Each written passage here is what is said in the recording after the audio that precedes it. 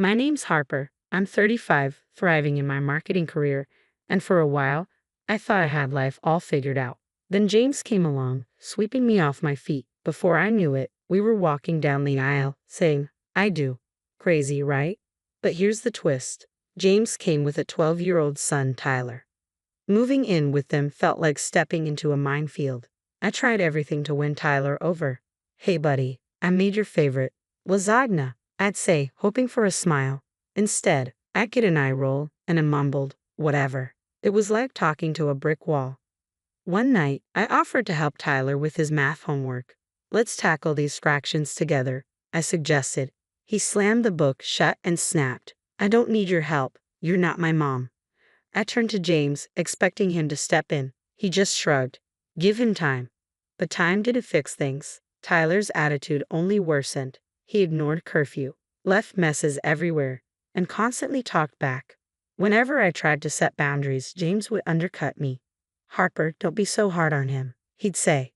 It was like I was losing my mind. Was I the problem? I needed to vent, so I called my best friend, Olivia. "Girl, you won't believe what Tyler did today." I started. "Spill the tea," she said, and I did.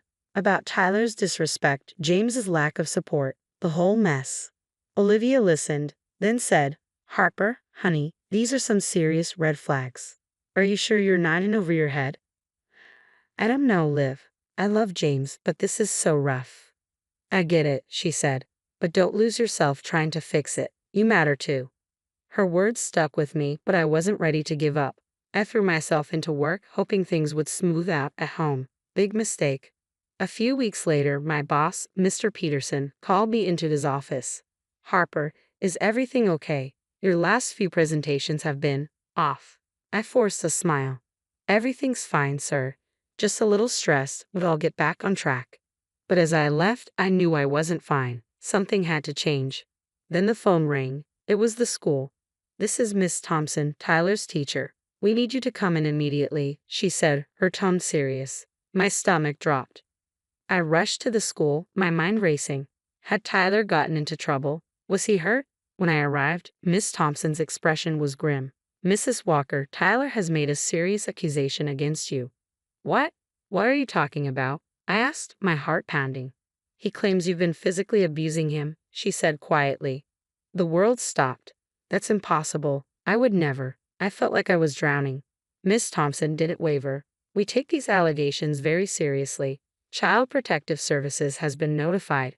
Just then, James burst in. "What's going on?" Miss Thompson explained the situation. I turned to James, desperate for him to defend me. "You know this isn't true, right?" But James looked torn. He turned to Tyler. "Is this true? Did Harper hurt you?" Tyler, avoiding eye contact, nodded.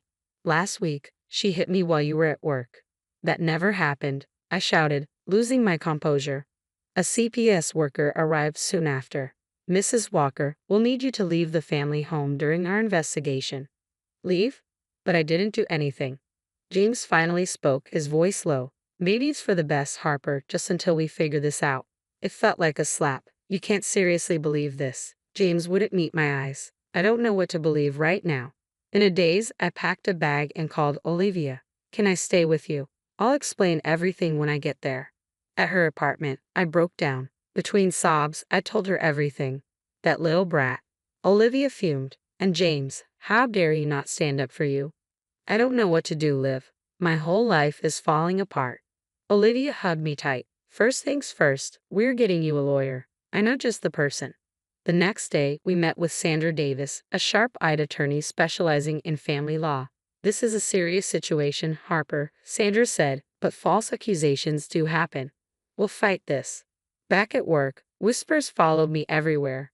"Did you hear Harper beat her Stepson?" my colleague Mark asked. I always thought there was something off about her. Later, Mark approached my desk. "Tough break, huh? Kids say the darndest things." "He's lying, Mark. I didn't touch him," I said through gritted teeth. "Hey, I'm just saying, where there's smoke." He trailed off as I stormed away, locking myself in the bathroom. I called Olivia, my voice shaking. "I can't do this, Liv. Everyone thinks I'm a monster." "Listen to me," Olivia said, her voice steady. "You were strong. You were innocent. We'll get through this." As I hung up, I caught my reflection in the mirror. I looked tired, scared, but there was a spark of determination in my eyes. I will not let them break me, I whispered to myself. I will fight this, and I will win. In the following weeks, Sandra and I worked tirelessly to build my case. We need character witnesses, she explained. Anyone who can vouch for your relationship with Tyler. I thought hard. Mr. Peterson, he's seen me with Tyler at company picnics. When I called, Mr. Peterson didn't hesitate. Of course I'll testify. I've seen you with Tyler. You're patient and kind. Tears welled up as I hung up. At least someone believed in me. Sandra also arranged for a psychological evaluation. After several sessions, Dr. Ramirez concluded, I see no signs of abusive tendencies. In fact, you show a strong desire to nurture and protect. It was a small victory, but I'd take what I could get. Meanwhile, James had gone radio silent. The few times he did reach out, it was all about him. People are talking, Harper. This is really affecting my business, he said one day. I couldn't believe what I was hearing. Your business, James? My entire life is falling apart. He hung up without another word. A few days later, Olivia called, her voice tight with anger. You won't believe what I just heard. What now? I sighed. I was at Starbucks and overheard James talking to some neighbors. He was badmouthing you, Harper, saying you should have known better than to marry someone he barely knew. The betrayal stung like a physical blow. He said that. After everything I've done for him and Tyler? I'm so sorry, honey. You deserve better than this, Olivia said gently. Just when I thought things couldn't get any worse, a breakthrough came from an unexpected source. Miss Thompson, Tyler's teacher, contacted Sandra, requesting an urgent meeting. I've noticed some inconsistencies in Tyler's story, she explained, looking uncomfortable. And, well, I did some digging. This isn't the first time Tyler has made false accusations. My heart raced. What do you mean? Miss Thompson sighed.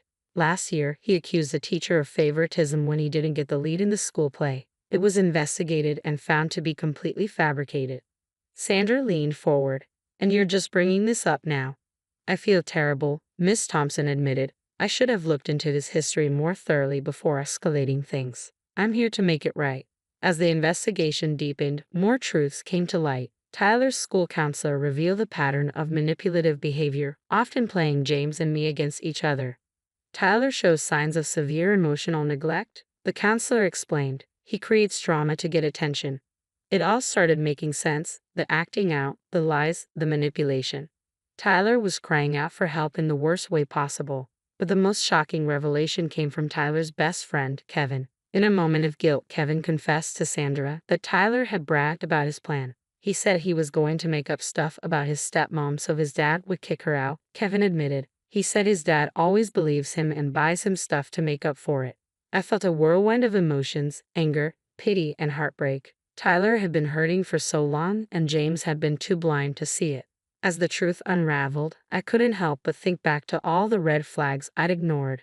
How James would brush off Tyler's bad behavior, the expensive gifts that appeared after every tantrum. I should have seen it, I told Olivia over coffee. I was so focused on making things work, I missed what was really going on. You can't blame yourself, Olivia said, squeezing my hand. You were trying to be a good wife and stepmom. I nodded, a new determination settling in. You're right, now it's time to start fighting for myself. The day the case was officially dropped should have felt like a victory, but it was bittersweet. My name was cleared, but the damage was done. I couldn't go back to that house, to James and Tyler. It wasn't home anymore.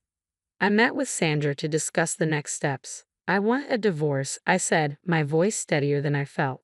Sandra nodded, unsurprised. We'll cite James's lack of support and Tyler's false accusations. It should be straightforward.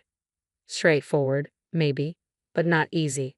Every signature on those papers felt like closing a chapter of my life I'd never get back. At work, I threw myself into every project. Mr. Peterson noticed. Harper, your performance these past few months has been exceptional, he said during my review. I'm promoting you to senior marketing director. I nearly fell out of my chair. Thank you, sir. I don't know what to say. He smiled. There's more. The position is in our New York office. A fresh start, if you want it. I didn't even hesitate. I'll take it. As I packed up my life, Olivia helped, filling me in on the local gossip. James is having a rough time, she said.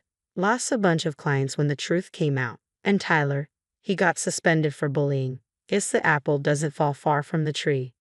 I felt a twinge of something, not quite sympathy, but something close. I hope they got the help they needed. Both of them. New York was everything I needed. A new job, a new apartment, a new me. I even started volunteering at a youth center, mentoring kids from troubled homes. It felt good to use my experiences to help others. 2 years flew by, and one afternoon I was in my office reviewing quarterly reports when my assistant brought in a letter. The return address made my heart skip. Tyler's old school. Inside was a note from Miss Thompson. Dear Harper, I hope this letter finds you well. I'm writing to inform you that Tyler has been caught in a serious lie at his new school. He's facing expulsion. James has reached out for help, but I thought you should know. Sincerely, Miss Thompson. I sat back, a whirlwind of emotions hitting me. Part of me wanted to laugh at that irony. Another part itched for the troubled kid I tried so hard to help. You okay, boss? My assistant Jen asked. You look like you've seen a ghost. I smiled, folding the letter. Just a blast from the past, nothing to worry about. That night, as I got ready for my date with Michael, a kind, understanding man I'd met through my volunteer work, I thought about how far I'd come. 2 years ago, I was fighting to prove my innocence. Now, I was thriving in a job I loved, helping kids who needed it, and dating someone who respected me.